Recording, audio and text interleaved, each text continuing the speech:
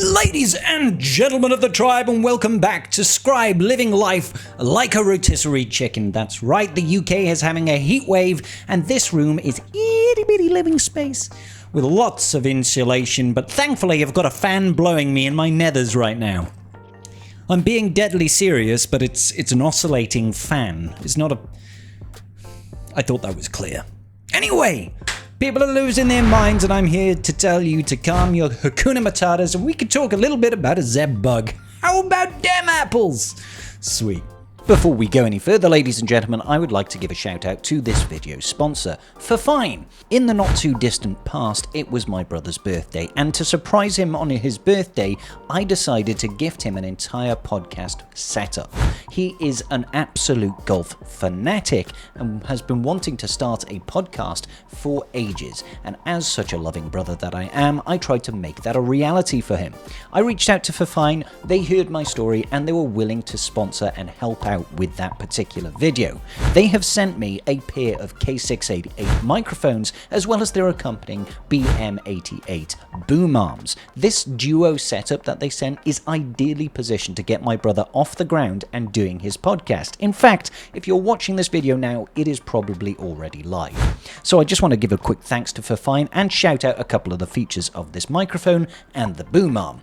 The boom arm is the BM88. It is a low profile, incredibly sturdy boom arm that is maneuverable so that you can position your microphone ideally, but also features a clamp to clamp it to the table and some really incredibly handy raceways for your cables. That way you can hide out the XLR cable or the USB Type-C cable or even your headphone cable so that they don't get in the way and create a clean setup for you. Speaking of the microphone itself, as you might have heard, it's got both XLR outputs as well as USB Type-C. This diversity is an incredible selling point for the price point on this microphone. Not only does it sound incredibly good for the price point, it also has the capability of either being XLR output, so you can throw it into an audio mixer, independently controlling gains like we've done for my brother's setup, or if you want a more simple get up and go setup for your podcast, you can quite simply get that USB Type-C and plug it directly into your mobile phone if you're using that as your recording equipment, and it simply works. Just straight out the box, you can record straight to your phone and create audio content immediately. Incredibly versatile. It also has a handy little mute button on the side, so if you want to mute yourself, you can just give that a tap. The bottom of the microphone also features a monitoring capability, so you can plug your headphones directly into it for one-to-one audio monitoring to make sure you are sounding correctly, as well as an adjuster to increase the amount of gain on this microphone. It is a dynamic microphone, so you do need to speak directly into the top, and the proximity matters. The closer you are to the microphone, the better it's going to sound. As soon as you start going away, you're going to lose some of that audio pickup. Thankfully, in my brother's situation, he really wanted to have a dynamic microphone setup so that it maximizes the audio quality without picking up the audio of his co-host on his podcast. So a pair of dynamic microphones with a perfect fit. I want to give a thank you out to Fifine for sponsoring this video. Head over to their website if you fancy picking yourself up a really, really good budget microphone. Go ahead, check out that K688, but also you can enter in the promo code Fifine Mic 15 and you'll get an additional 15% off. Enjoy, ladies and gentlemen. Welcome back, ladies and gentlemen of the Holotables, to another Galaxy of Heroes video with me, your bald-headed boy Scribe. How the devil are you doing? We have got the Captain Carson Tiva Era Challenge available. Oh, crap. I need to quickly lock in. This is your PSA announcement, ladies and gentlemen. Make sure you lock in. Resave your roster for the upcoming Grand Arena Championships, because we all love that. Anyway, Captain Carson Tiva's event has shown and proven the bug with our Zeb at the moment. If you want to see the bug with Zeb, you can just go into the Loliseum, the Trolliseum, the game mode that we all love to hate and hate to love. Let's firstly go ahead and grab my big dollar bills, 3,000 era currency. Thank you very much. I only had to remortgage the house to get it. Let's keep going. I'm going to show you the Zeb bug in real time. I think we spoke a little bit about this bug, but now that we have the error challenge up and running, we can actually show that it is coded incorrectly and it's it's operating in the way that I expected it to, which is wrong, essentially. Okay, so let's get round to a turn with Zeb. Second special over here, many people have noticed this, and the Zepho Tomb Guards is actually the perfect opponent to show this against, okay? Deal physical damage to the target enemy equal to 25% of their max health. The rest of it doesn't matter, okay? So, this is a max health damage attack, much like Exposes and Dots and Thermal Detonators and Malak's Life Drain. Stuff like that. Even Malgussie, that big, beautiful, bald Sith Lord himself, when he does that second special, that does damage based on max health, okay? Now, when you target a max health damage against a unit that is like a boss or elite or galactic legend, they take reduced damage from these attacks, ladies and gentlemen. They take reduced damage, okay? Zeb's one isn't coded correctly because, as you can see, look at these stacks of armor plating. These armor plating, every time you deal an attack, they lose a stack, right? That goes down by 1. So when we do this, we would expect it to do very little damage and remove a stack. But what happens is this. Let's go 1 times speeds for the memes. Hey, nothing. We didn't do anything. It just absolutely did nothing. Nothing whatsoever.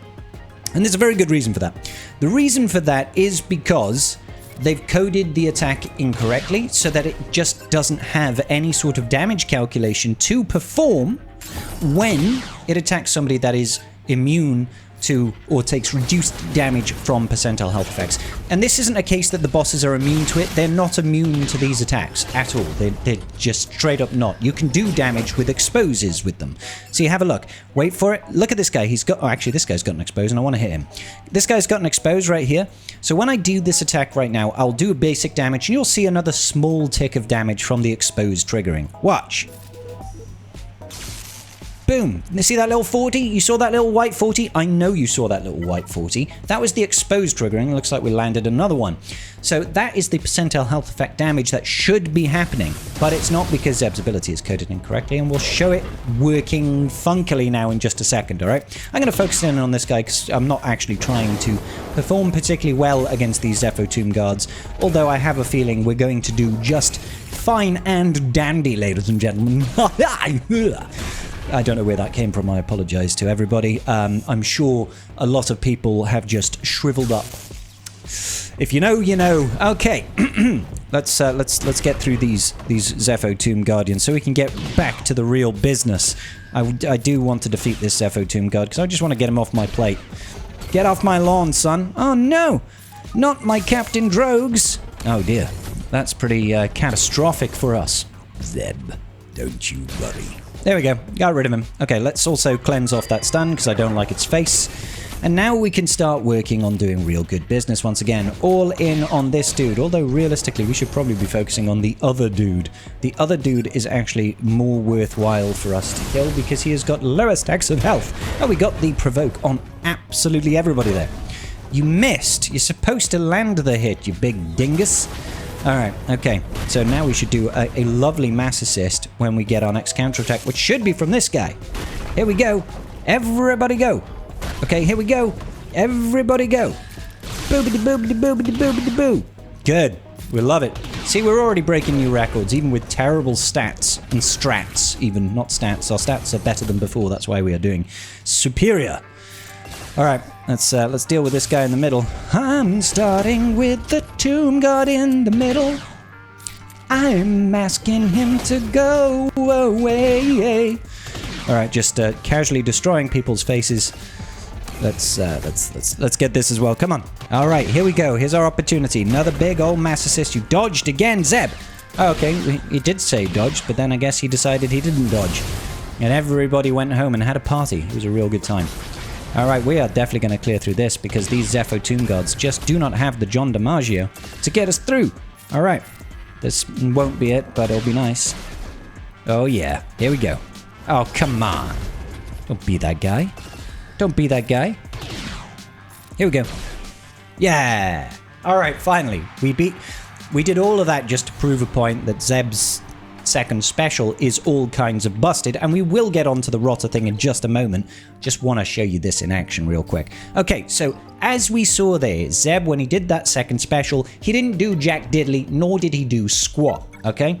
However, if we go into the wonderful and magical place known as Error Challenges, let's see what happens when we use that second special.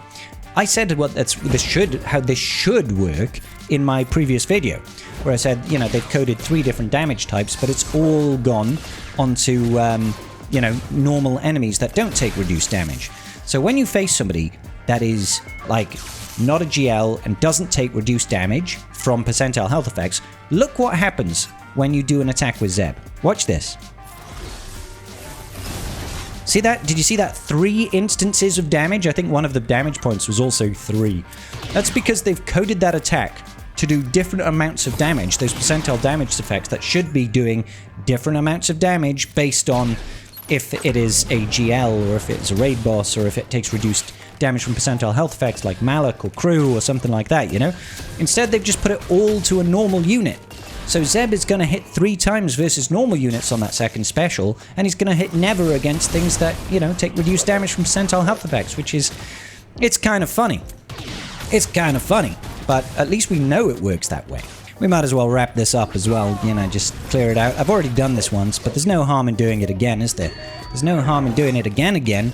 I don't think I have any need for it, but I should have probably done the mass assist there, but hey, who cares? Who's counting? Who's judging, more importantly, right?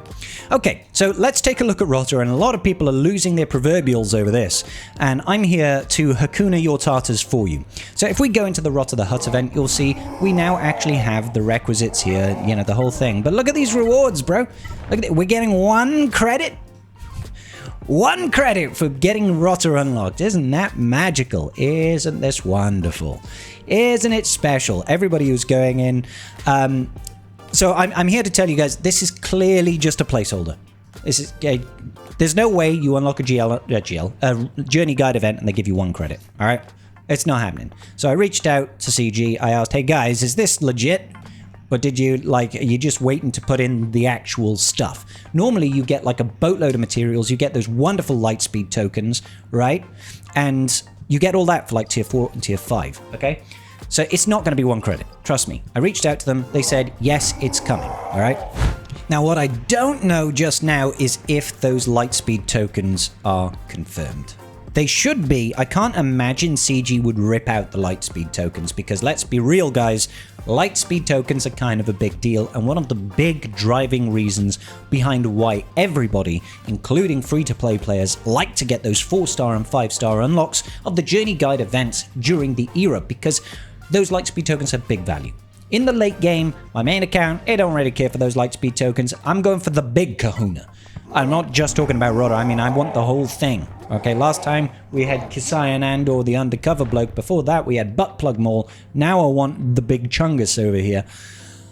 That's the reward for me, and then I could throw him in those era battles. But people that are still developing their roster, they really, really value those lightspeed tokens. My free-to-play alt account loves it. I'll be getting 5-star unlocks. I'll be getting those 5 lightspeed tokens because hot diggity dog does it make a big improvement for those accounts that are in the much lower GP ranges. So with that in mind, I'm pretty sure we're still getting those lightspeed tokens. If not, feel free to grab your nearest pitchfork, light your torches, and march down to CG's offices. I will be right behind you. But that's about gonna cover it for today's episode, ladies and gentlemen. Hope you're doing well. Give me a like if you haven't already. Comment down below how much of a chungus Rotta is. On a scale of 1 to, oh heck, he coming. How big of a chungus is he? And I will see you all in the very next video. Peace out, and may the Force be with you.